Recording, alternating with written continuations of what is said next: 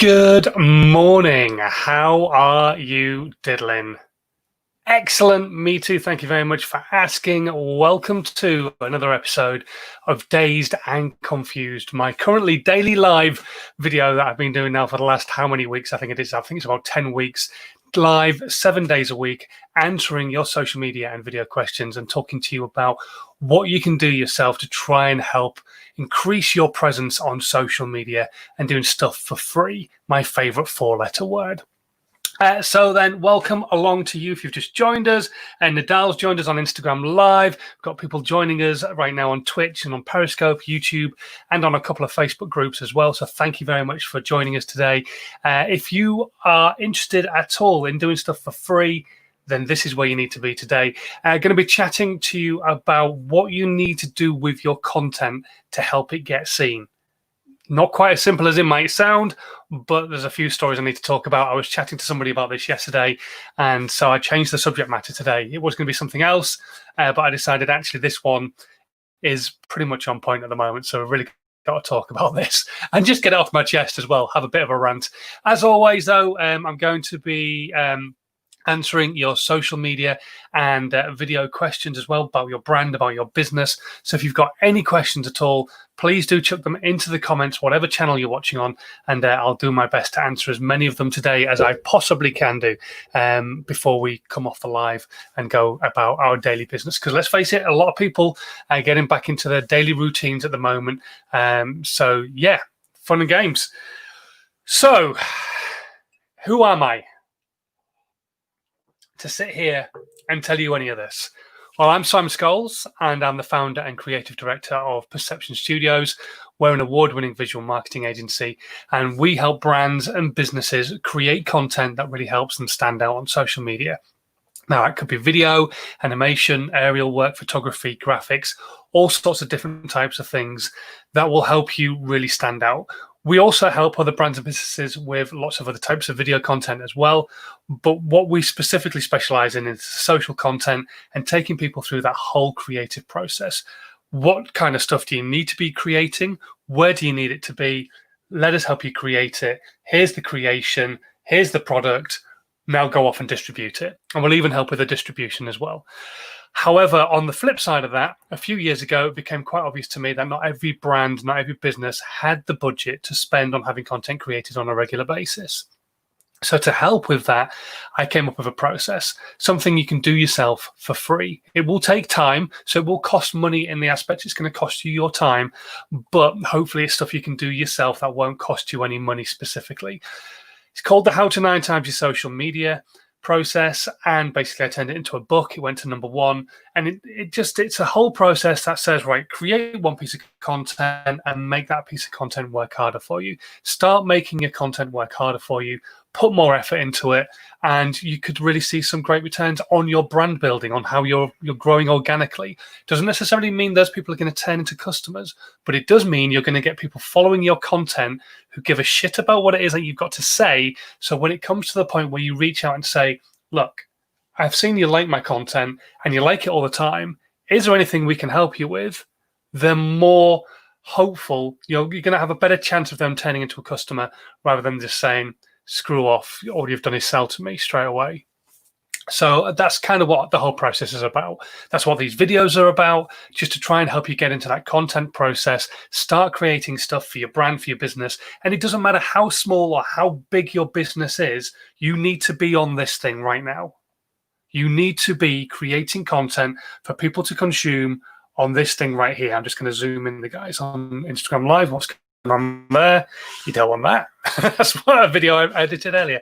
Anyway, so yeah, you need to be creating content.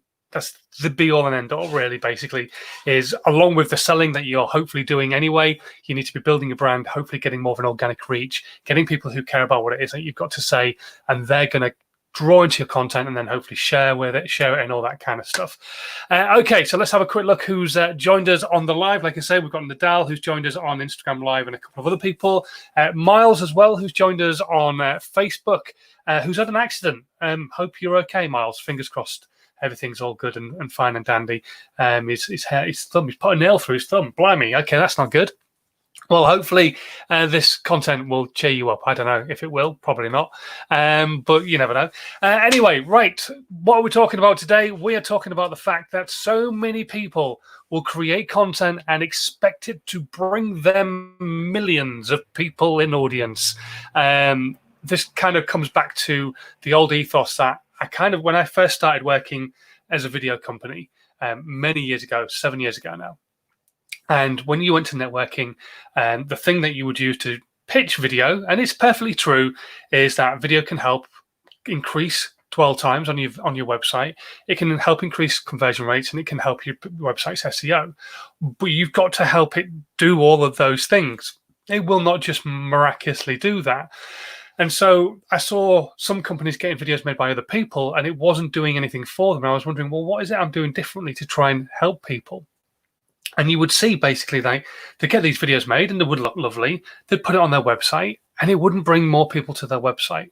What was the reason behind that? There was a chap I was chatting to a while ago. He was an accountant. He'd created some blogs for his website. He'd put 2 out, which isn't enough anyway, but he put 2 blogs out. Both of them were fairly salesy, but he put them on his website and nowhere else. But it still expected an audience to have come. He couldn't understand why. Well, I've been told to put a blog on my website, and I've put 2 blogs on my website. Why are people not flocking to my website now? He couldn't understand it. So I want to explain it to you. Social media marketing, digital marketing, it's not a magic pill. You still have to put in hard work. Just because you've had a great video created for your website, and it sits on your website and it's there telling the story about your business, and it's brilliant, and it removes pain points for people so they understand what it is that you do and they'll want to buy from you the minute they see that video and watch it, doesn't mean they're automatically going to see it, because they have to visit your website in the first place. Google doesn't just go, oh, you've got a video on your website. Right, well, we're going to tell everybody all about you then, because that's not how it works. It looks at it and goes, oh, you've got a video for your website. Great, good for you. I'll give you a little bit of a ranking point. That's all it does. It doesn't do anything else. It doesn't go, wow, you've got this video. Let me push it here and here and here and here. It doesn't care. So you've got to put the hard work in. So whether you're doing a blog on your website, whether you're putting audio on your website, whether you've got a great video on your front page of your website because that's what's needed. Remember, it's not always what's needed. Don't let every video company on the planet sell to you the fact you must have video on your front page. It might not be necessary. If you're a video company, absolutely, it's necessary. People need to see what you do. But any other business, it might not be necessary. So just be aware of that. But Google will not push your content anyway. You've got to tell people this content actually exists. And this is what I was chatting to somebody about the other day, as we were saying about this. And unless you want to be the best kept secret on the planet, you could write the greatest blog on the planet. It could give all the information I need for certain things. But unless you tell people that blog actually exists, nobody is going to find it on your website. And in fact, the fact of the matter is because it's sat on your website, it's creating a level of friction, because people will not automatically come to your website to consume content. They will consume it elsewhere and then be drawn to your website. So what you need to be doing is creating content elsewhere that is going to draw people back into that blog. So whether your blog is about, as an accountant, about saving money on your fuel bills by claiming for this, that, and the other on your tax return. So then you would create content elsewhere in and around that, and then say, if you want to know more, come and read the blog on my website. And then people can read it there. But you wouldn't just put your blog on your website. You would put it in lots of other places as well. But don't automatically assume putting something on your website is going to brilliantly, just miraculously create you loads of audience on your website. It doesn't work like that. It never has worked like that.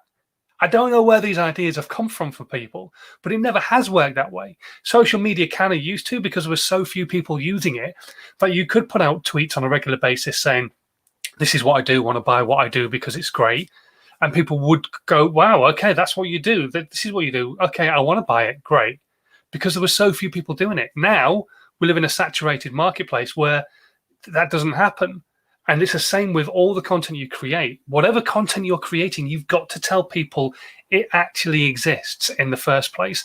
Otherwise, they're never going to read that great blog that you've written. They're never going to watch that great video that you've put on your website. They're never going to look at your Instagram posts that you're putting out that would probably give them loads of value, because they don't know you've even got an Instagram account.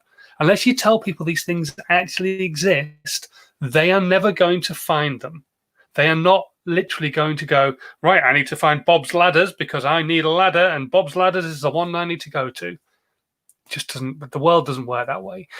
So whatever content you're creating, start telling people it actually exists. If you've got a great blog, put it in lots of different places, and then tell people in those places that blog actually exists. So if you post it as an article on LinkedIn, then start telling your audience you've just posted a link as an article on LinkedIn that's got loads of great value in it for them. Get them drawn into reading that piece of content.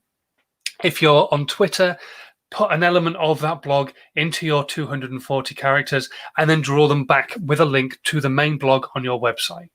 If you're on Facebook, put the blog there as a piece of content, as a post on your business page. Go on to Medium and post it as an article. Don't expect people to have to come to your website to consume your content. And make sure as hell you tell people that content actually exists in the first place. I was talking to somebody about this morning, and actually they kind of just rang alarm bells in my head of stuff that I say to you guys, and sometimes I don't even do myself. You've got to make life easy for your audience. We are humans, we are lazy, and we want everything to be handed to us on a plate, including being an influencer and our business is being successful. That ain't going to happen. But what you can do is make life easy for people by handing them information on a plate. So here is my article on LinkedIn. Go and have a read of it. And then telling them again the next day and again the next day. Here is my video on what I do. And here it is on YouTube. But here it is also posted natively on Facebook. And here it is posted natively on LinkedIn. And here it is on my website, Twitter. Go and have a look at it. Make life easy for your audience. Don't make it difficult for them. You've got to tell people your content exists. You can't just expect everybody to suddenly find you, because it doesn't work that way. It would be great if it did. And hashtags and everything else like that all help in the fact that people find you. But there's nothing beats, hands down, you literally going, did you know I've got an Instagram account? Go and check it out if you think it'll give you some value. And putting that out on all your other social media channels. And then on Instagram, did you know I've got a YouTube account where I show videos of how I've just done what I've done within that photograph? People come and subscribe. Link in my bio. That kind of stuff works. We've got to be told as human beings what to do. We're lazy, we're stupid. And the more we hand stuff out on a plate to each other, the better. And I know it just seems ridiculous that we have to do it, but we do. It's just the way it is. That's just how life is. We've become lazy and we're getting lazier. So make it easy for your audience. Let's say a few hellos. Hello to Mark, who's joined us this morning. Also the loving the brother author. And also, I can't quite see it because it's over the top. There we go. Hi, HP Hodds. HP Hodds MUA. Makeup artist. I think that would probably mean. Thank you very much for joining us on Instagram Live this morning. We've got people joining us as well on all the other channels. So if you've got any questions that you'd like to ask this morning, please do feel free to ask them. That would be great. I know the questions are starting to dry up. People have been asking questions for the last 10 weeks. How many answers do we really all need to have? So I've only got one question so far. So if you've got a burning question right now about social media, about video, stick it into the comments today because it will get answered. 100%, because I've only got one question to go through, which is kind of split into two. And so, yeah, we'll talk about that. Okay, so I got a question from Dave, who has been watching the broadcasts and noticed I went onto Twitch. And so he's asking, have you found Twitch to be a good platform for your type of content? Yes and no. My audience is growing because I've been consistent on there. So I am getting more subscribers on a regular basis. People are subscribing every single day.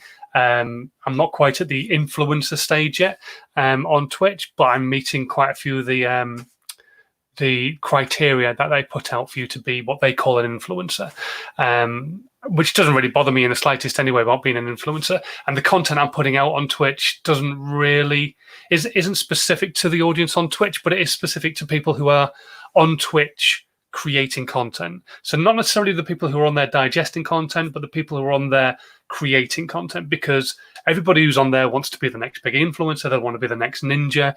He's a gamer that you may never have heard of, but they all want to be the next big gamer on Twitch so they can start making money and have an influence and all that kind of stuff. But a lot of them forget about the essentials behind what it is that they do, the brand, the entertainment, the value that they give. What is it you're giving within your content that you're putting out on Twitch that will make people want to consume more of what it is that you're putting out on Twitch? And so that's why I started doing these lives and putting them out onto Twitch as well as all the other platforms. It was also another option because I don't have LinkedIn Live yet. I'm still not able to go live on LinkedIn yet, and where I do obviously have a much bigger audience. And so, yeah, I just thought, well, why not? It's another place to put the content. It can't hurt anybody. And actually, it's brought a few people in who've been interested in what I've got to say. They've downloaded my book for free, and they've become part of my newsletter mailing list and all that kind of stuff. So, yeah, it's not been the worst idea in the world to go live on Twitch. It's not made a huge difference to my business, but hopefully it's helped a few people generally, which is the most important thing to me. Just having a quick look here if anybody else has asked anything like yet. Okay, he had a second question, though, which kind of ties into something I just mentioned then. Which social media works the best for you?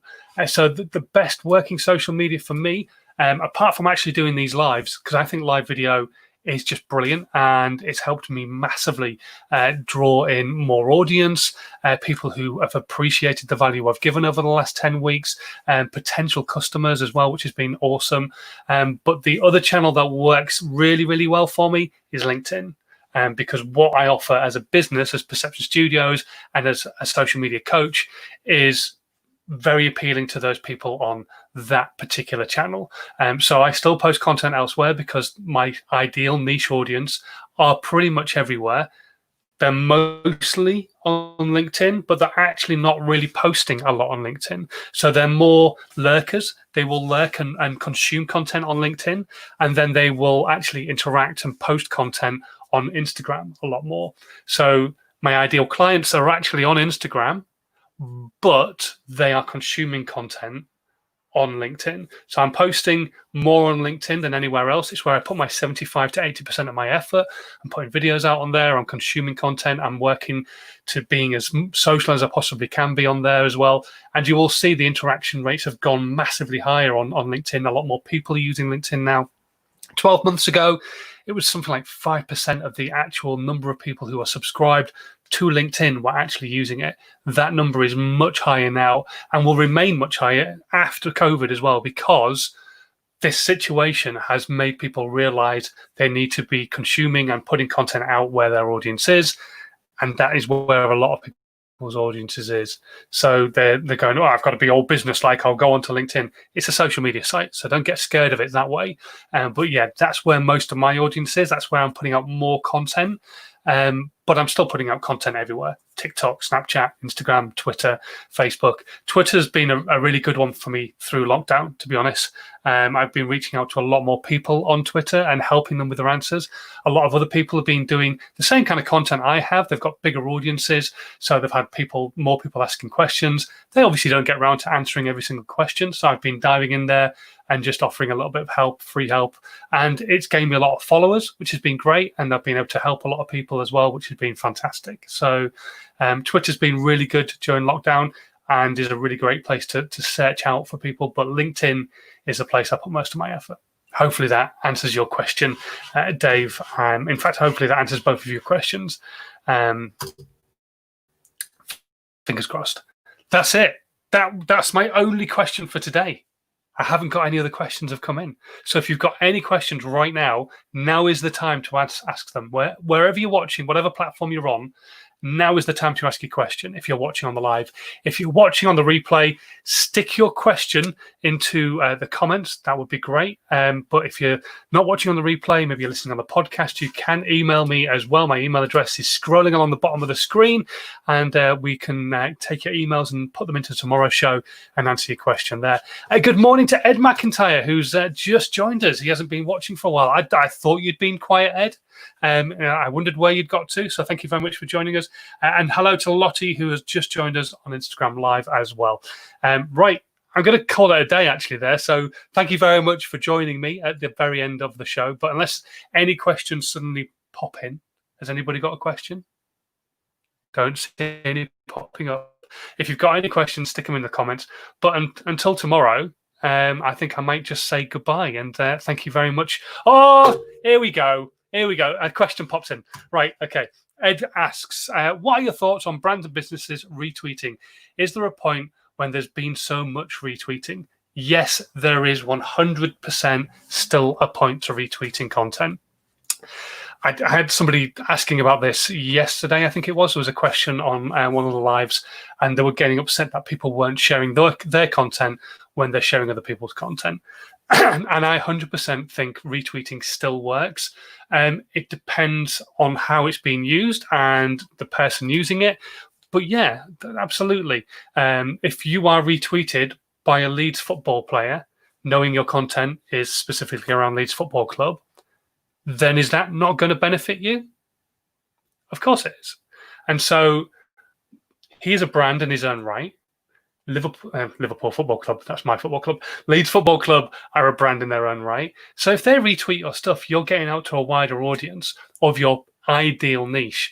And so, yeah, I think brands and businesses retweeting each other is a great thing as long as what they're retweeting is going to appeal to their audience. And I think that's a huge reason why a lot of people don't necessarily always retweet everything that they're asked to retweet, because it just might not have anything to do with their audience. Their audience might just see that and just go, "What? Why the hell have you retweeted this?" So yeah, it works, but it's got to be used in the right ethos, basically, is my mindset of that. But yeah, it definitely works. Definitely works. And also he asks, how key is it to use emojis in social media posts, in your opinion?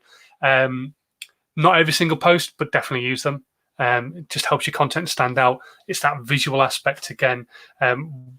Why do people stop in their feed when they're scrolling through the phone? It's something visual that stops them, or it's content from somebody who they are absolutely adamant they have to stop and have a read of because they're really passionate about what that person says. But most of the time, they don't stop in their feed until something visually captures them. And if you don't have a video or a photograph or what have you, that's going to stop people. That emoji may be the thing that stops them in their tracks. So yeah, emojis are great. Just don't go overboard on them. Yeah, but definitely they work to a point. I'm still a fan of the better visual, the proper video, the photograph, that kind of stuff. But if you don't have that element or you want to post something quickly, then the emojis are good as any reason for people to stop in their tracks. If it kind of is something that's a bit different, if it's just a bunch of laughing faces, might not really make them stop. But if it's something a bit different, it might do. And there's plenty of emojis out there that you could use. So yeah, I think they're great. And you'll find people using emojis all the time in text messages, and even on LinkedIn content now, you're seeing emojis pop up a lot more often. So yeah, they're not key, but I think they can help your content be seen without a doubt. Okay, there we go. Blimey, 2 questions and I flew through them. I think that's pretty good. Anyway, right, I am going to disappear now. If you are brand new to these live broadcasts, it would be amazing if you could just move your mouse ever so slightly to one side, click the like button, or use your thumb and click the thumbs up, and then move it ever so slightly to one direction and click the share button as well. Share this content with your audience. Share this content so that they can get some value with it as well, because the more people who get to like and see this content, the more questions we can get answered on a regular basis, and we can have more fun with as well, and maybe get some people invited in on the broadcast too. I've been chatting to my mate Alan a little bit recently, and we might try and get him back on the broadcast as well and chat about a few more of the behind the scenes elements of YouTube, where he's a true expert. Anyway, until tomorrow, thanks so much for watching. As always, it's been an absolute honor for having you guys join me on the live broadcast wherever you're watching. And if you are brand new, hit that subscribe button as well. And until tomorrow, I will say stay safe, have a good one, and yeah, take it easy. Bye.